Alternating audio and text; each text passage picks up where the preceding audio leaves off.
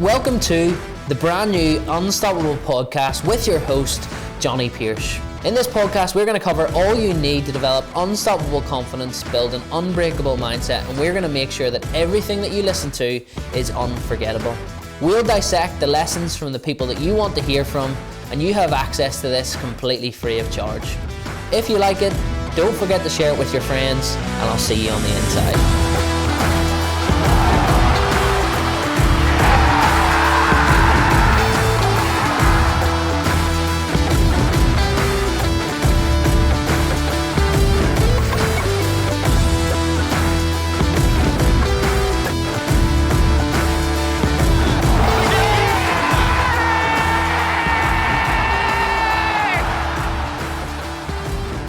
We are back with the Unstoppable podcast, episode number 5, and we're here with the legend that is Niall McGinn. Niall, appreciate you being here. No problem, thank you for having me. Niall's a humble man and probably wouldn't introduce himself as well as I can do. So Niall is international footballer. He's played 72 times for Northern Ireland. He's scored some incredibly important goals, one being, and I was in the crowd, it was against Ukraine in the European Championships in 2016, and also he scored against Ronaldo and co in 2012. Is that the first goal? That was my first goal, yeah. Yeah, good time to score. No, it was brilliant. I think when you become an international footballer, straight away you're just happy to be an international player. First and foremost, you want to be a professional footballer. It's what dreams are made of. But I remember initially, before that squad was announced, I wasn't in the previous squad, and I was actually doing well at Aberdeen, just enjoying my football, scoring a few goals, and Michael called me into the squad. So I knew straight away that we were on a training camp for a week or so, and I knew straight away, just go in, work hard, keep my head down and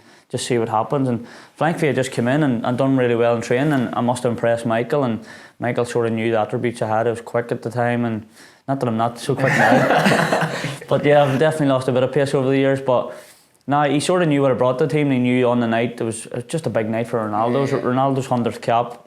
The whole ceremony was all around him in Porto in front of 50,000 people, and there's a young lad from Donegal at the time sort of ruining the party and coming up with my first international goal. And that was a special moment for me, for everyone, family and all, and I was just buzzing. Yeah, and it's a serious experience. And would you say your confidence grows off the back of something like that? Like that one event that happened, do you feel like you walk away from it feeling more confident?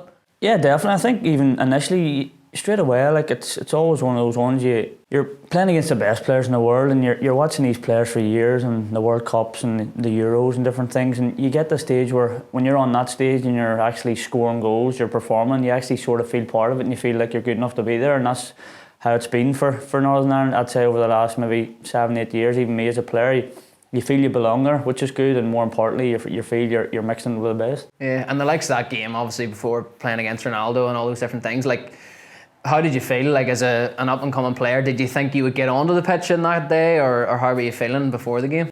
Definitely nervous. Well, once Michael knew, he told me I was playing, straight away. But even I took my experiences before of finding out for the first time, I'm going to make my Celtic debut, and like I was playing in front of maybe 100 people at Dungan Swift to making my debut in front of 60,000 people at Celtic Park. And straight away you have to use previous experiences to sort of help you straight away. And I was lucky enough with the players and stuff in the squad. They're always good to me. It's just saying, like, even Paddy McCourt was always the type of player who would say to me, just get your first touch right.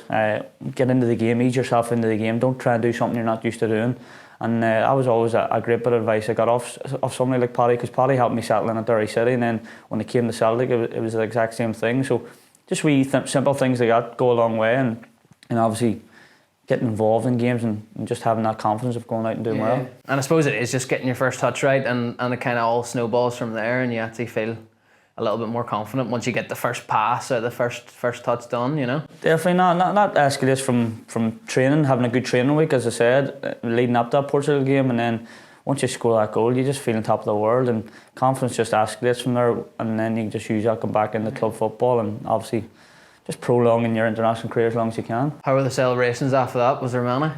I can't remember too much about it. I was just over the moon. It's obviously straight away. Initially, it's just speaking to friends, family, and you've just scored for Northern Ireland. You've scored your first international goal, and looking back, as I said earlier, to be a professional footballer was unbelievable, but to go on and be an international footballer and play on that stage was just pretty surreal. Yeah, massively. And I suppose throwing it back to when you first got into football, you know, what was childhood like for you? Did you play a lot of football? Was there anyone that really inspired you to kind of push on? No, childhood football was great. I was just like any young lad, just growing up in a local community. It was very GA orientated, but I remember when I was 6 or 7, I just played Gaelic football all the time, right up through all the ages. I was a good Gaelic footballer. I was talented. I went on to play for Tyrone Minors and Tyrone Under-21s, and I was involved in the senior setup. But me, just sort of like in sports, my brother was always into soccer as well. So me and him, we used to have actually, it must have been about 4 or 5 housing estates in my local village where I'm from. So we used to have always competitions against like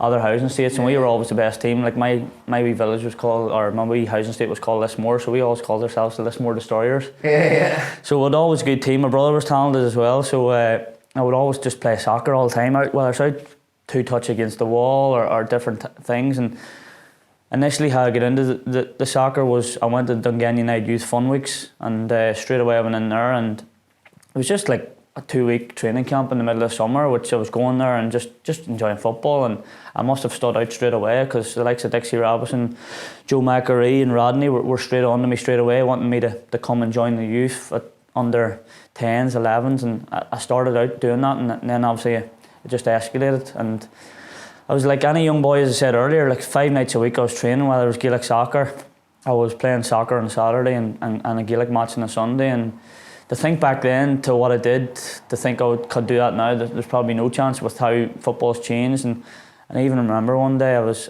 playing a soccer match at Linfield at 3 o'clock, and I had a car waiting on me at 5:30 to take me up to Aidan Dark outside Dungannon to play Gaelic match, which was crazy. Yeah. So to think that back then, could you do it now? There's probably no chance, but nah, I wouldn't change it. I wouldn't change it for anything. 100%, and it's interesting to kind of hear how from humble beginnings you then come on to this international stage, and it's kind of, I suppose no one wakes up and thinks they're going to be a footballer, but was there ever a point where you kind of started to think, right, this might actually work out for me, or maybe I could make a career out of this? I think initially when I had that major decision to make, I was playing obviously soccer and Gaelic at the time, and I was really enjoying both, and I remember Stephen Kenny was there watching me at Dungannon Swiss one night, but I didn't know it at the time, and I remember my phone got picked up the next day, and it was Stephen Kenny. I'd heard in the news he just came back from Scotland, he just became the Derry City manager, and then out of the blue he's phoned me and he's like... What age were you at this point? I must have been about, I'd say 17, no, maybe 17, 18 maybe at the time. Just I'd only played 6 months in the Irish League, and it definitely stood me in good stead to go on and obviously be a professional footballer, and obviously the Gaelic helped me massively as well, because Gaelic was always tough training. Yeah. But no, I remember when I got the call straight away, I was surprised and shocked, and I knew things were going to become a wee bit more real. I was doing my studies at the time. I was studying a sport and leisure management course in Belfast, and it was like halfway through my second year, it's when sort of had to make a decision, because Mickey Hart, the Tyrone manager at the time, was phoning me, because not only did he want me to be sort of playing in Pacific Games, he wanted me to be part of a squad for the whole of the National League, Championship, everything. And I remember it was just before the opening of the lights at Croke Park, and he had said to me, look, you have a chance to play here in front of 80,000 people. So I'm thinking, like, this would be unbelievable to play in front of 80,000 people. But I knew at the time, look, I have a chance to become a professional footballer here at Derry City. They're going to offer me a 3-year contract at the time, and I had to just knock all my studies in the head, and things were just sort of becoming a wee bit more real. So I knocked my studies in the head and just went for that opportunity, and thankfully I haven't looked back since. Yeah, and with the studies, like, what would you have done if the football didn't work out? Like, was there a thought in your head, right, I'll go into that, or? Yeah, I remember my PE teacher at the time, Brian McGuckin. He was probably being a PE teacher for probably a few years, and I think from working with him, and he was big into his Gaelic, and he knew I was very sporty and stuff, and it was something probably I would have liked to do, because he said he sort of done the course and the way I was going to go and do it. He'd done like a 2-year course at Biffy, and then I was going to go to Preston to do my top up year, and that's sort of the road he went, and which would have got me the degree. So I was going to go down that line, but at the same time just play Gaelic and play soccer and keep enjoying it for as much as I possibly could. And now, thankfully, from knocking my studies in the head, I I became a prof. It paid off for you. Yeah, I can't complain. Here I am at 35, still going strong. It's a prime example of, I suppose, someone taking a risk, because you could have argued that was a risk at that point, right? I'm actually giving up this potential university degree to actually go and pursue this football thing. But then I suppose at that point you needed to make it work to ensure that you had a career at that point. No, 100%. And I've always said this to myself and people, and it's extremely hard to become a professional footballer. I think it's 0.001% to become a professional footballer, but when you actually become a professional footballer, I think although it's hard to become one, I think it's harder to maintain, to be a professional footballer for a long time. And here I'm into my maybe 15, 16 professional year of being a professional footballer. And as I spoke about numerous times off air or whatever, you get knockbacks throughout your career, and I had a lot of knockbacks even at a young age. I remember when I was maybe 13, 14, it wasn't really common for me going on trials and things like that. I think I maybe became a better player as I got older and more experience, and obviously a wee bit of luck along the way and more opportunities arose. But I went to Crewe when I was maybe 14, 15, and I remember playing in the game and I'd done really well, scored a couple of goals. I went over with another lad, Michael O'Connor at the time, and he actually ended up signing, and I thought, I've done well in this. I've scored a few goals in the game. I thought I'm going to maybe get an opportunity to sign here. And long story short, I didn't sign, and I was just a knockback straight away. They said I was maybe too small at the time and different things. And one big knockback in my career was when I was at Dungannon Swifts, and I was really doing well, and they got to the cup final. I was actually left out of the squad, so I was a big hit straight away. So my main sort of point of me saying these things with having them knockbacks, don't let them annoy you going forward. Use them as motivation to go on and obviously prove people wrong. Mm-hmm. And with those challenges and those setbacks, was there anyone that you would have turned to and say, picked up the phone here, would you give me a bit of advice on this, or what would you do in this situation? Or I was lucky I'd always sort of good people around me, good family. My mum drove me all over the country, going to obviously the Milk Cup days and going to Dungannon Swiss training, Dungannon youth training. She drove me everywhere, but I'd always sort of good friends behind me, and I was always involved in a lot to maybe take my mind off things. I was an easygoing lad. When I was studying, I was working in a car wash, I was working in an off-licence, a bar, just to sort of try and make as much money as I could to earn my way and being a student and obviously enjoying football. And as I said earlier, I had good people around me, and they definitely helped me, and I had always good coaches. Dixie Robinson was brilliant for me. He was my manager at Dungannon Youth for 3 years, which we done really well, and people like that always sort of had confidence in me and knew if I just kept working hard that more opportunities would arise, for sure. Big time. And obviously you've had loads of highlights off the back of those challenges, and you've overcome the challenges to get to the highlights. Is there any that really stand out as your maybe proudest moment in football to date? Well, internationally wise, it's obviously scoring at the Euros. I think when you grow up, you're watching the Euros, you're watching World Cups, and to have the opportunity, I was just unbelievably excited just to be in that squad, travelling to Euros, because there's a lot of obviously boys let down and didn't make the squad, and for me to be part of that squad going to Euros, because I thought I had a big part to play in the qualifiers and doing well there. I scored an important goal away in Hungary, etc., and I thought I had an important part to play at the Euros. So initially going over, I was delighted, and the first game I didn't play, and I was obviously disappointed, but me, I've always been the type of boy just to keep working hard and if I keep improving as a player, showing I'm good enough in training, I'll always get opportunities. And with Michael, I always felt that. And when he changed formation in the second game, he went to more of a 4-3-3, more so than the 3-5-2 he did in the first game. I knew it was going to be maybe an opportunity for me to come on here. So the moment I stepped out on the pitch to make my debut at a major finals was unbelievable. But I'd never thought in a million years of going to end up scoring. And to score at that moment and run over to where all the Northern Ireland fans were at that time was just, it was crazy. Yeah, and it's crazy, to see that support and feel that support as well, because I was in the crowd myself, and I remember me and my dad went over, and I was young at the time, and my dad paid way over the odds for this charter flight to get there, and that was a big challenge and a big stretch for us, but we wanted to be there in that moment. We ended up going to that game. We had to fly home that night because that's the way our flights work, and that was the only flight we could get. But I suppose for you as a player, how does that feel that people will go above and beyond? They'll spend all their wages on trying to follow you and the team? No, I've always see the Northern Ireland fans are unbelievable, and when I first came in the squad, I was travelling all over the country, and we're always losing games, but Northern Ireland fans were always showing up in their thousands. And I think being at the Euros and giving the fans that special moment, and them special moments just makes it all worthwhile for the money they've put in over the years to be able to go to a major tournament to support Northern Ireland and just be there and enjoy it. First time in 30 years Northern Ireland qualified for a major tournament, and to sort of be there and share it with them was unbelievable. And us as players, it's difficult in the sense of we are there, we're in the moment, we enjoy the game, things happen, but straight away, like, we're back to the hotel, recover and go again, and you're back and you're seeing on social media that obviously people watching it back home down the Titanic quarter and stuff, and you're seeing all the videos and different things. You're that player who's just scored one like an important goal, because it actually helped us to qualify that bit more quicker with the goal difference, because we didn't concede too many goals against Germany. So now to help in that side of things, I was just over the moon, and just to be delighted to be there and be a part of it. And obviously I never thought in a million years I would have scored, but to see obviously how well the fans celebrated and seeing all the videos and the matches was pretty surreal. Yeah, and how did that actually feel? Like, what were your emotions immediately after the ball hits the back of the net?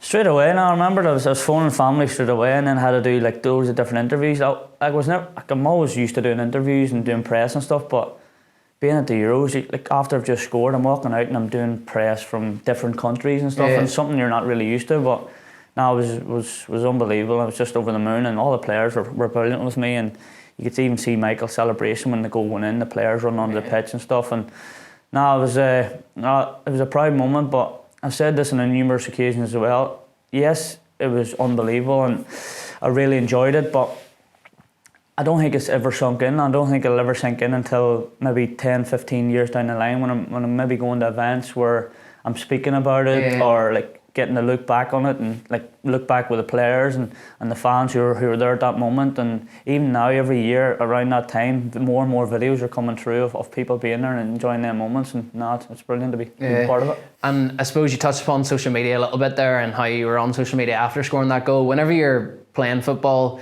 do you try and stay off social media, because I suppose there might be criticism there at times when being a footballer and things like that, or would you still be on there but try and just consume certain types of things, or how is that? I've always been involved, but I've always been the type of person, happy medium type guy. Never get too high, never get too low, because I've had a lot of downs in my career, and I've obviously had a lot of highs in my career, but I've always been the type of player to just keep my head down, keep working hard, and hopefully the good times will weigh out the bad times. And that's been the case over all the years, whether it's been international football, club football, where I've went on, had a healthy sort of long career, and I've always used that as ammunition because football's crazy. Like, there you look last week, Liverpool beating Man United 7-0, and then they go and Bournemouth beat them 1-0 and stuff. So you look me being in those different moments, is you really appreciate it at the time. And now when bad times come, you work through it, because you know around the corner something will change and you'll end up doing well again. And a couple of different examples. Under Ian there, when he was manager, he was leaving me out of the squad, and then on the last moment he ended up bringing me into the squad. So I went from being not in the squad to being in the squad, and then the next game we actually played against USA, and I ended up scoring. So you're going from not being in the squad to actually scoring against USA. And then I remember I had conversations with Ian when I came into the squad as well recently, about when we were about to play Bosnia away from home in the semi-final, the playoff, and I had a good conversation with him, and I said to him, being open and honest, I said, look, I've been here, I've done it, I've been in these situations. I think with having that conversation with him at the time, it actually helped me maybe play in that game. So I ended up playing against Bosnia and scoring. So different moments like that throughout your career, where you have to sort of back yourself and sort of take the negatives and sort of use them as fuel to go and prove people wrong. Yeah, 100%, love that. And see, I suppose that crowd at the Euros, have you ever played in front of a bigger crowd than that, or was that the biggest? I'd say no, I've played, like, if I'm being honest, like, I played for Celtic, one of the biggest clubs in the world, played at Ibrox, and like, you're playing in front of 60,000 people, but playing in Lyon was unbelievable. I've been quite fortunate over the years. I've played in big European games in Hamburg for Celtic, played against different teams in Europe as well, and Celtic Park and European nights were always special as well. But no, the Lyon one was unbelievable. But don't get me wrong, the nights at Celtic Park were incredible. And I even remember making my debut. It was I got to make my actual debut for Celtic at Wembley, which was pretty surreal. Pretty surreal, because Celtic used to play in a Wembley Cup tournament, like. Yeah. every sort of pre-season, and I got a phone call on the Friday night. Celtic had just played a game on the Friday night, another game on the Saturday against Tottenham Hotspur, and I got a phone call on the Friday night to say, look, you're coming down, you have a chance of playing here. So I flew down, and I had a good pre-season under my belt. I flew down and ended up coming on to sub against Tottenham Hotspur, so that was at my actual debut for Celtic, which was pretty surreal. And then my second game, like a week later, was at the Etihad against Manchester City, but my actual competitive debut was against Dundee United at Celtic Park, and that all escalated from me being away to international football. Aidan McGeady at the time was injured, and then I got the phone call, and I think it was a Wednesday or Thursday, say, look, you're going to be making your competitive debut here on Saturday, so straight away your nerves, you have a chance to make your debut in front of 60,000 people here, which is going to be incredible. So straight away on the phone to the family, friends, everyone, and then end up making my debut on the Saturday against Dundee United in front of 60,000 people. So it was a wee bit of a surreal time even back then. Like I went, as I said earlier, I went from playing in front of maybe 100 people at Dungannon to making my debut in front of my competitive debut in front of 60,000 people. It was a wee bit surreal. But regarding the Northern Ireland at Leon, the atmosphere and to be in that moment and score, unreal. Yeah, class. And I suppose you've played with and against numerous top quality players, world class players. Could you name one or two that would be the best you've played against and played with? Probably the best to play against is an obvious one, is Cristiano Ronaldo. The away game which I scored in, he done well on the night. It was his big night, but for me to score that night was unbelievable. But the Windsor Park game was just, I've never seen anything like it. Just sort of being on the pitch. We were actually 2-1 up in the game, doing really well. He scored a hat-trick, didn't he? Doing really well, aye. So I remember he done the nice sweet nutmeg on Devo, so he did.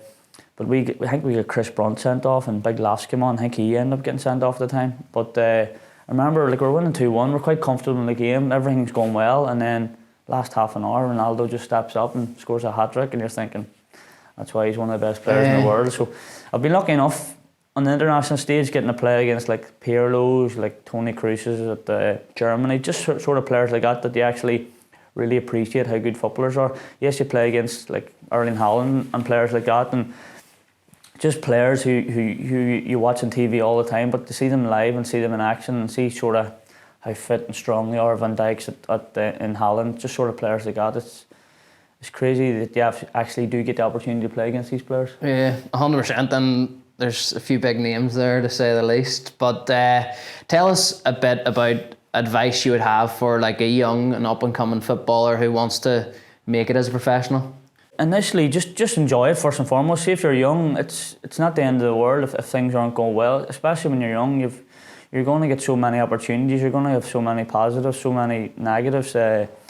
Always listen, always want to improve. Just knuckle down, work hard, and just go and try and achieve your dream. And if football's meant to be, it'll be. If it's not, then go and pursue your career elsewhere. And I think that's very important. But I was always in the mindset of being a student. I wanted to be a PE teacher, but if the opportunity arose to become a professional footballer, then so be it. And thankfully, the opportunity arose for me. And the opportunity is not going to come to everyone, but it is important that you work hard, grab each and every opportunity when it comes along, and just keep enjoying it. And the main one was when you do have setbacks, to obviously don't let that affect you, and just use that as motivation for fuel for fire to go on and do well, prove yourself first and foremost you're a good player, and obviously prove others wrong. Yeah, big time. And obviously as a footballer it's important to have a physical talent, but how important is the mental side of the game? You know, when you get a setback or you're preparing for a game, like, was there ever one piece of advice that you were given that you really applied inside every game or before every game?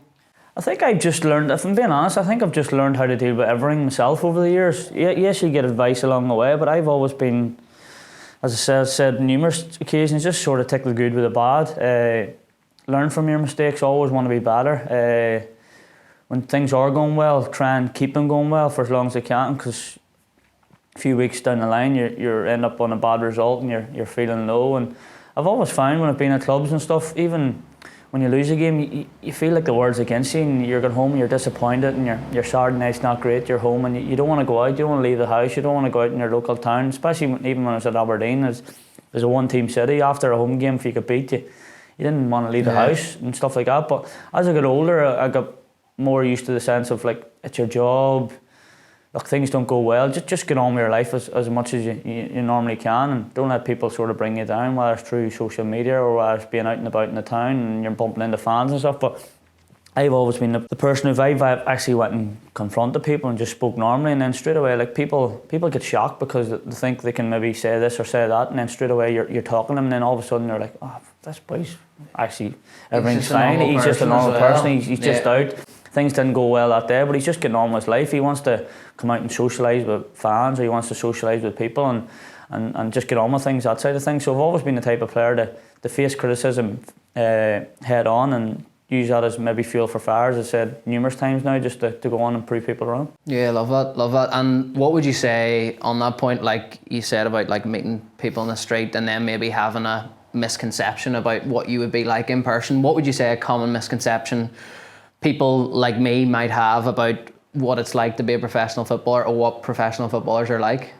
I think even just I think media is a big thing in things. I think people try and bring people down quickly. They try and be negative too quickly, even when managers get jobs or when players come to certain clubs. People have come up to me a lot, like, you've played with Scott Brown in Celtic, you've played with Madrid or at Aberdeen, you played with Kyle Lafferty at thing. They say, oh, he must be this, he must be that. And I was like, they're completely different type of characters as they are on the pitch, or what you perceive maybe from the media looking from the outside looking in. And like Scott Brown, for example, he's just a born winner, and on the pitch he's just a different animal. He just wants to win all the time, and that's shown out throughout his career. The trophies he won, the success he has now, he's in management, and he's going to obviously use that to go on and hopefully have a successful managerial career. And people have asked me about him all the time, but it's funny because I'm going from being his teammate at Celtic to being his teammate at Aberdeen, and then anytime I came up against him, like, straight away when you're out before the start of the game, you're shaking their hands and stuff, but they're shaking your hands if, like, he doesn't know you, if you know what I mean. But then after the game he's having a look or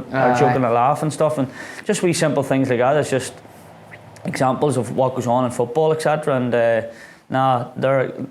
Scott Brown's definitely an example of a born winner and who's maybe perceived differently to actually what he is, and he's obviously a really nice guy, and he has his laughing jokes at the right time, but at the end of the day he was a born winner, and that's why he had an unbelievable career. Yeah, big time. And that's the thing, people don't actually know the reality. They'll see what they read on social media or watch videos, and they'll not actually know the person as to who they are today. Like, you know, I used to follow Niall as a fan, and now I know him as a person, and I know, right, well, he's actually a nice guy, he's actually a normal guy, he's just the same as I am, only he's become a professional footballer, and it's just slightly different industry. So yeah, I suppose now, if you don't mind me saying, as an experienced player, is there anything that you would do differently now that you would have done as a young player?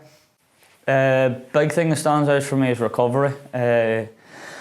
I'm a big believer in, like, every little helps, whether it's an ice bath or whether it's getting to the pool or whether it's stretching. I'm a big believer in if every percentage of something can help. Like, you hear different things about, an ice bath's good for this, or the sauna or the steam room or the pool is all good for this. I'm a big believer in just do everything. Yeah. If I can maximise my recovery as much as I can, that'll definitely help me. And that's what I've done over the years. I've always sort of looked after myself, whether it's been big into recovery or obviously just staying away from obviously niggly injuries and different things. That's sort of maybe helped me have a longevity in the game, and probably that's the main one that's maybe helped me recovery, I think. Yeah, big time. Probably the main one. And I suppose, like, on that point, we spoke about you as a young player and 17, 18 breaking through in the Irish League. If you were to go back knowing what you know now and give that guy at 18 years of age one piece of advice, what would that be? Take all obstacles on as they come. Enjoy it. Enjoy, like, being a player, and enjoy what you do. I love being 16, 17, 18 because I was just going out with freedom. I had I wasn't affected by social media. I wasn't affected by the media, the press, anything. I was just going out enjoying everything and taking everything as it comes, and that probably really stood me in good stead because I didn't go over when I was like 14, 15, 16. A lot of players go over now at 14, 15 and they're home again, being maybe homesick or things don't work out. So I was relatively a wee bit more older, a wee bit more experienced, and I experienced different things, whether it was setbacks, I experienced part-time football, I experienced Gaelic football, I experienced full-time football. So I was quite lucky in the sense I experienced all that to stand me in good stead, to go across, to go on and have a relatively successful career of being a professional footballer for 15, 16, 17 years. So regarding me giving advice to somebody at my age back then was more or less do what I did do, because I was lucky in the sense of how things worked out. But regarding sort of somebody younger, maybe 14, 15, if they get a setback at 16, 17, just go back, keep working hard, and hopefully opportunity comes again, because more often than not it will, because if you're good enough, more often than not it relatively shines through to go on and have an opportunity of becoming a professional footballer. Big time. And obviously a lot of people watching this will be into their fitness, they'll be kind of progressing with their fitness and all those different things. Have you any advice as to what you would say to someone who's maybe trying to embark on a fitness journey, or they're struggling with their fitness journey right now? Just try and know your body. Like, nobody knows your body like yourself. Try and know what you're good at. Try and know what you need to improve on, and sort of don't always work on the one thing. Always try and improve on various aspects, whether it's legs, upper body strength, core work. Always try to be open-minded to everything. You'll have your discussions with your sports scientist guys, managers, coaches, and you'll know yourself as a player what you need to improve on. First and foremost, like technically, football-wise and stuff, you'll always know that automatically. But regarding being at the gym and that, don't overdo things. Do things at the right time. For example, I'm big on, when I do like leg work or stuff, and I'm big on doing leg stuff maybe at the beginning of the week when I have a day off or something, so I can help recover. But regarding like core work, upper body stuff, I'm big on that when I'm doing that, probably maybe a couple of times a week. But regarding sort of, it depends on obviously schedule, etc. But you're probably more talking to off season to pre-season is when you're maybe doing a lot more leg work than you will be during the full season. Big time, 100%. And obviously you've communicated incredibly well on this. You're used to interviews, things like that. Is there any lessons that you've learned on the pitch as to how you communicate to still now being applying those off the pitch, like in maybe interviews or anything that you've kind of, or like, are you guys taught how to be interviewed?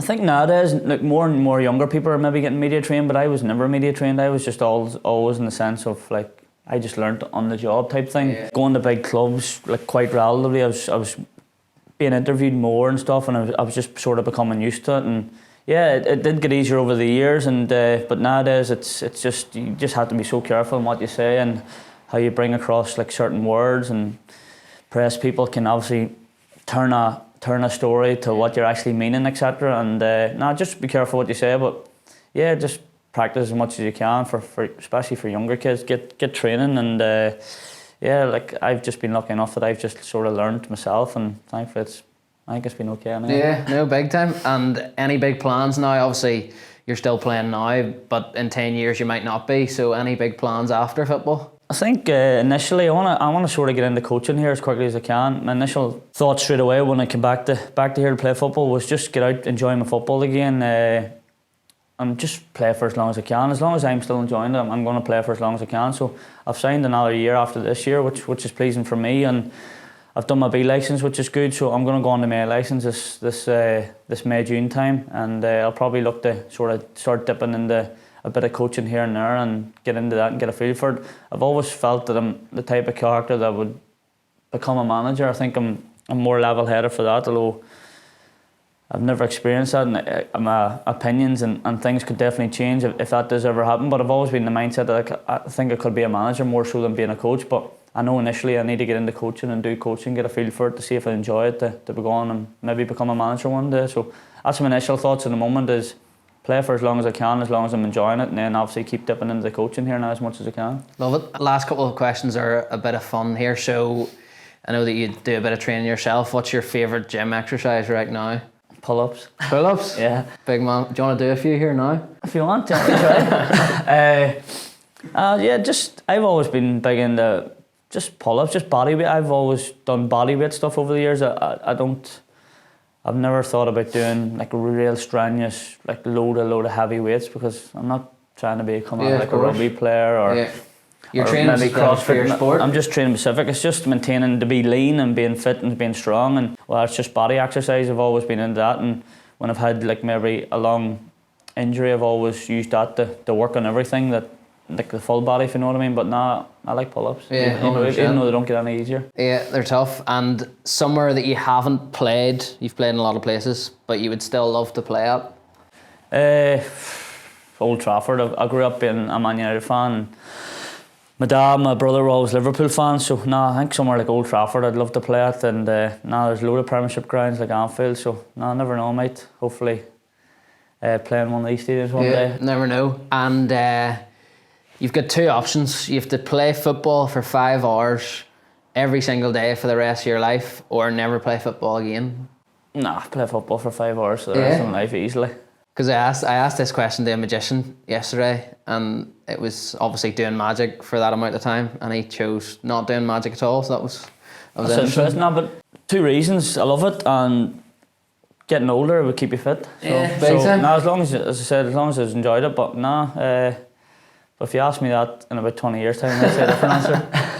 And you obviously enjoy your travels. You maybe haven't had loads of opportunity to do it playing football. You maybe do more of it in the next few years. But what's the favourite trip that you've ever been on? Favourite holiday? Best memory? I've been lucky enough. I've obviously got to travel the world, but being a professional footballer, like we've been to so many countries over the world, but it's always been stay in a hotel, train and leave again. You never get to experience these cities. But so my best mate James McCann, he's from 𝐷𝐿aglis in County Tyrone. He lives out in San Francisco, so I've been going to see him the last 11 years. And just America, I just like the lifestyle. You can just get up and go to all their cities. You can jump into a car and just drive the coast, drive the highways, and go and see and do a lot of things. So America and California has been one of my best so far. I've been to Hawaii, which I love, but I've always wanted to go on a safari like to South Africa or Kenya, so hopefully I can do something like that in the next few years. That'll be class. And final question, we end every single podcast with this question. For you right now, what does becoming unstoppable mean to you?